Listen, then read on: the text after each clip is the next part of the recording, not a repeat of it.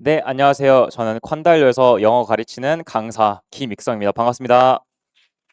우리 아이들 기말고사 준비는 잘 하고 있을까요? 이 웃음의 의미는 뭘까요? 네, 이제 중학교 생활도 얼마 안 남았을 텐데 잘 마무리하길 진심으로 바라겠고요. 제 양력 먼저 간단하게 소개하면서 시작해 보도록 하겠습니다. 저는 서울대학교 영어교육과를 졸업하였고요. 대성마이맥에서 주관하는 스타 강사 코리아 5 결선에 올랐으며 현재는 대치동 콴달료에서 아이들 가르치고 있습니다. 제 수업을 소개하기 위해서 인물을 하나 소개해 보고자 해요. 자료에 없는데요. 제가 PPT에 한번 띄워보도록 하겠습니다. 바로 알아보시겠죠? 네, 저입니다. 많이 안 변했죠? 네. 웃음은 또 뭐죠? 네, 이 어린아이 김익성 영어 유치원을 나왔어요. 요즘도 ECC가 유행할까요? 아닌가요? 네, 저는 ECC 나와가지고 아주 짧게나마 해외 어학연수도 좀 갔다 왔어요. 그러다 보니까 어릴 때부터 영어를 잘한다는 소리 굉장히 많이 들어왔던 것 같아요. 그래서 아이들이 지금도 많이 다니는 청담어학원에 다니기도 했었는데 또래보다 두세 단계씩 월반하며 다녔던 기억도 있습니다. 근데 쭉 잘했으면 제가 너무 자랑하는 것 같잖아요. 그래서 중학교 성적 한번 보여드리도록 하겠습니다. 참고로 저는 언주중학교를 졸업하였는데 지금 보시면 아시겠지만 절대적인 점수가 70점이었어요.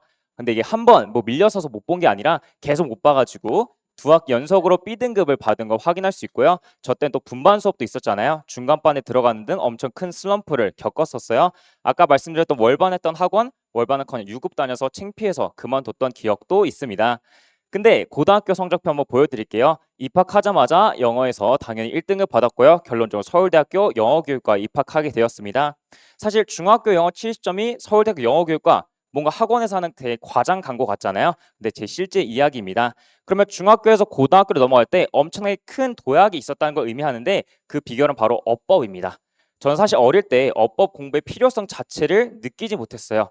워낙 영어 성적이 괜찮았고 주변에서 잘한다 하다 보니까 아이들이 많이 믿는 감에 저도 많이 의존을 했던 것 같아요. 쓱 읽으면 뭔가 답이 나오는 것 같은데 굳이 어법 외워야 하나? 이 생각을 많이 했었고 저는 운이 좋게도 중학교 때 다 들통이 나버렸어요. 그래서 중학교에서 고등학교 넘어갈 때 어법을 정말 열심히 공부했던 기억이 납니다. 그래서 재미도 많이 느꼈고요. 자신감도 굉장히 차 있는 상태에서 고등학교 입학했고 좋은 결과를 얻을 수 있게 되었어요. 그래서 다시 한번 어법을 잡고 넘어가야 한다라는 말씀을 드리고 싶은데요. 어법을 어디서 잡느냐라고 한다면 바로 제 수업 업보 여기 다익성에서 잡으시면 되겠죠.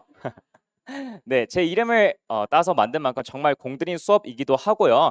강좌면 그대로 어법이 정말 다 있는 수업이다라고 보시면 좋을 것 같아요. 그리고 어법의 필요성에 대해서 조금만 더 덧붙이도록 하겠습니다. 저도 물론 그랬지만 대부분의 우리 아이들 어법에 의존하고 있을 것 같아요. 근데 그 이유는 바로 이런 객관식 문제 때문이에요. 단어에만 밑줄이 그어져 있는 간단한 객관식은 사실 감으로 풀어도 크게 틀리지 않을 가능성이 높아요. 특히 우리 중학교 같은 경우는 난이도 자체가 높지 않기 때문에 이런 거 왜 자연스럽네? 투는 자연스럽네? 뭐 이렇게 넘기고 그냥 넘겨버리고 맙니다. 근데 최근에 고등학교 어법 문제 좀 보셨을까요? 네, 설명해서 많이 보여주시는 걸로 알고 있긴 한데 제가 또 갖고 와 봤어요. 제 교재는 모든 모의고사와 내신 기출을 100% 담고 있기 때문에 그중에서 일부만 발췌해 왔는데요. 한번 같이 보도록 하겠습니다.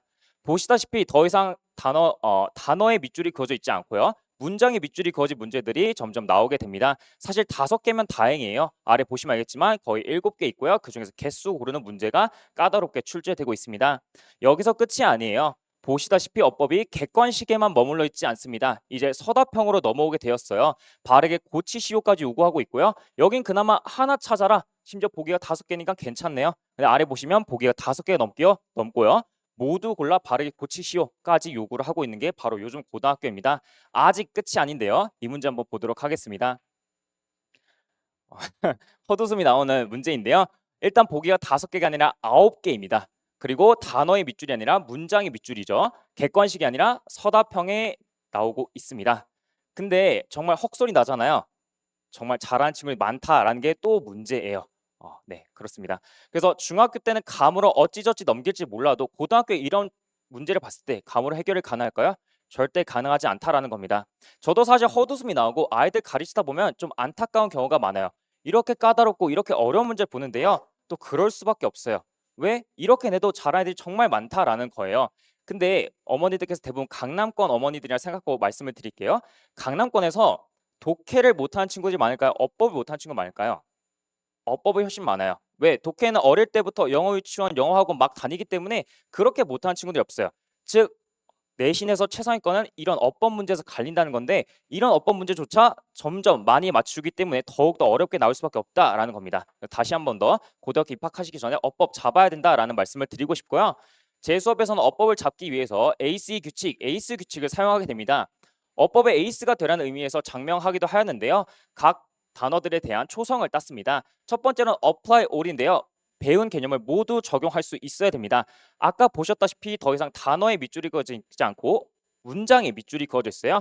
그러면 출제자가 아니다라고 한다면 어디서 틀린 부분이 있는지 모르겠죠. 그럼 앞에서부터 개념을 다 적용할 수 있어야 된다라는 얘기겠고요. 그다음에 C는 correct입니다. 제가 자신 있게 말씀드릴 수 있는데 제 수업에선 답만 고르고 넘어가는 거 절대 없습니다. 시험 그리고 수업 시간, 숙제까지 모두 틀린 거 알맞게 고쳐야 돼요. 그 이유는 앞에 어법 문제 보셨으니까 다 이해하실 거라고 생각합니다. 이 앞에 거를 완벽하기 위해선 evidence, 결국 근거가 필요합니다. 어법의 재미를 느끼는 부분이기도 한데요. 모든 어법 문제는 근거가 확실하게 존재해요. 답이 되는 이유가 존재한다라는 거고 그걸 찾는 연습을 시키고 있습니다. 조금 이해가 안 되실 것 같아서 제가 수업 시간에 직접 보는 문법 시험을 좀 준비해 왔어요. 제가 객관식 문제가 문제다라고 한 만큼 객관식은 1절 배제하였고요. 사실상 OX 문제지만 발문 한번 보시면 틀린 것을 알맞게 고치는 것까지 요구하고 있어요. 그래서 알맞게 고치고 그렇게 해야지만 정답을 인정해주고 있습니다. 또한 한 군데가 아니라 두세 군데 틀리는 문제도 같이 출제하면서 A, apply O도 자연스럽게 할 수 있게 되고요. 근거도 이렇게 표시할 수 있게 만들고 있습니다. 근데 숙제는 어떻게 감시하나요? 라고 할 수 있는데요. 이것도 제가 수업 시간 직접 활용하는 숙제 답안지예요. 보시면 아시겠지만 좁은 칸과 넓은 칸이 나눠져 있어요. 아이들은 여기다 정답을 써오게 되고요. 나머지 칸에다 어떻게 고치니를 써오게 됩니다. 예를 들어서 어법상 알맞은 것을 고르시오라고 했을 때 정답이 4번이라고 가정해 보겠습니다. 그럼 우리 아이들 여기다 4번이라고 하셨고요. 1번, 2번, 3번, 5번은 틀린 거잖아요. 그럼 그거 어떻게 고쳤는지 적어 오는 것까지가 숙제로 제출을 좀 하고 있습니다. 그래서 제 수업은 요 정도 설명드리겠고요. 다음으로는 설정 관리에 대해서 좀 말씀드릴게요. 제 어법 여기 다익성 같은 경우에는 15명을 정원으로 하는 소규모 철저한 관리를 하고 있는 반입니다. 이미 아이들이 들어오고 있던데 철저한 관리에 대해서 좀 말씀드리면 요맘때에 어머니들과 상담 전화를 해보면요. 어머니들께서 보통 그런 얘기를 하세요. 우리의 반의 절반 넘게가 이 선생님 수업 들어요. 우리 애가 친구 따라 가고 싶대요 라고 하는데요. 전 사실 학부모 모임이 문제다라고 생각하는 입장인데 또 금지시킬 순 없잖아요. 그래서 좀 말씀드리고 싶은 게 대규모 강의가 모두에게 맞지는 않는다라는 점입니다. 저는 대규모 강의 조교만 5년 넘게 해봤어요. 그럼 예를 들어 요 정도 강의실에 120명 있다라고 생각해 보겠습니다. 앞에 있는 20명은 정말 많은 걸 얻어가요. 그 이유는 간단해요. 대강의를 한다는 것 자체가 그 수업의 퀄리티가 좋고 자료가 좋고 또 강사분도 출중하다라는 겁니다. 근데 나머지 100명은 어떨까요? 저 뒤에 앉기 바쁘고요. 딴짓하기 바쁘고요. 졸기 바빠요.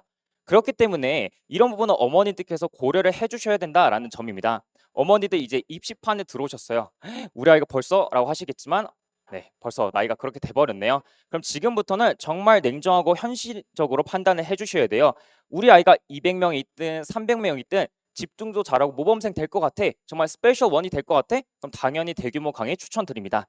근데 집에서 하는 거 보면 아시잖아요. 우리 아이 좀 딴짓할 것 같고 또 뭐 부족하니까 선생님 케어 받아야 될 것 같고 관리 받아야 될 것 같다라고 하시면 어머니들을 위해서가 아니라 아이들을 위해서 소규모 강의 철저한 관리를 맡겨주셔야 된다라는 점이고 저는 그걸 할 준비가 되어 있습니다.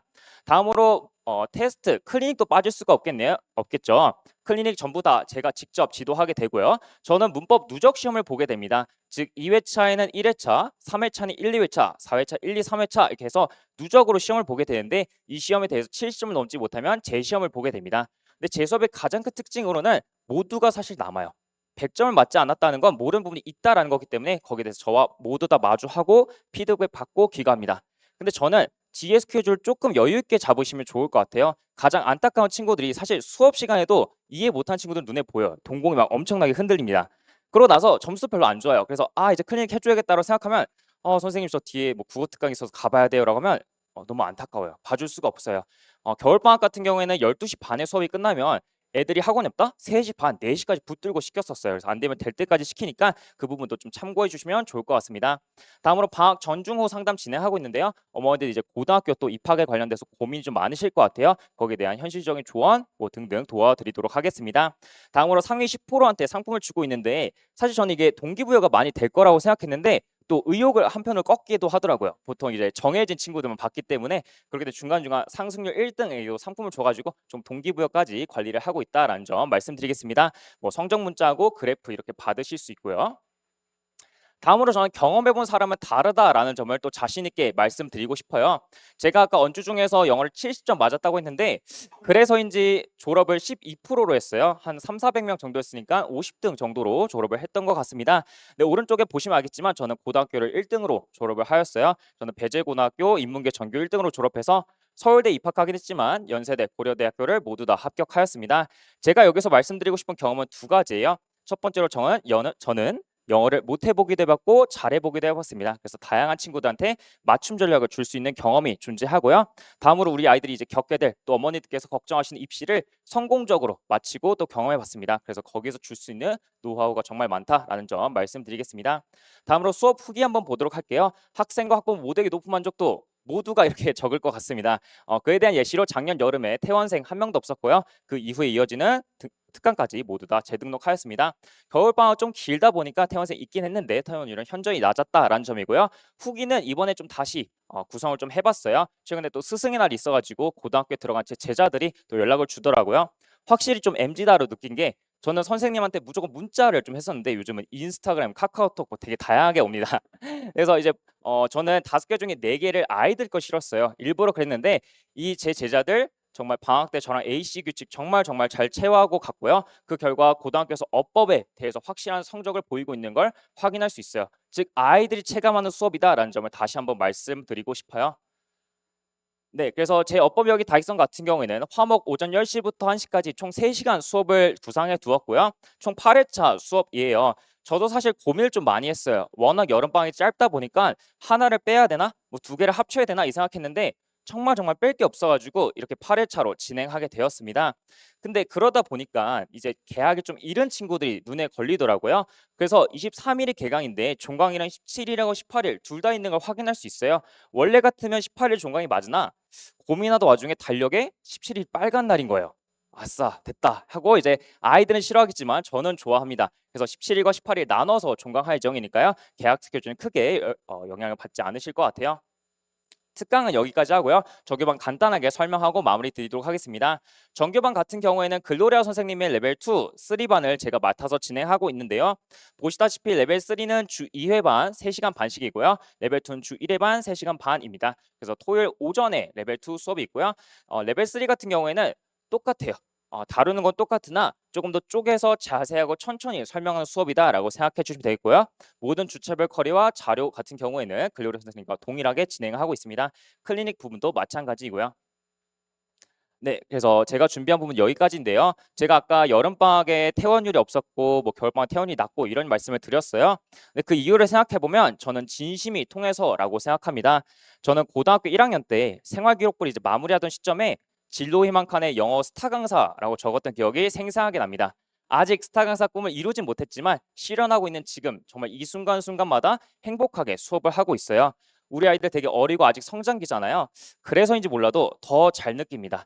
제가 진심을 다해서 수업 준비하고 진심으로 강단에 서고 또 진심을 다해서 케어를 해줬을 때 변화하는 건 바로 우리 아이들이에요. 그래서 이번 여름방학에도 진심을 다할 준비가 되어 있으니까요. 믿고 보내주시면 되시겠고 기말고사 잘 마무리하고 여름방학 때 볼 수 있으면 좋겠습니다. 지금까지 강사 김익성이었습니다. 감사합니다.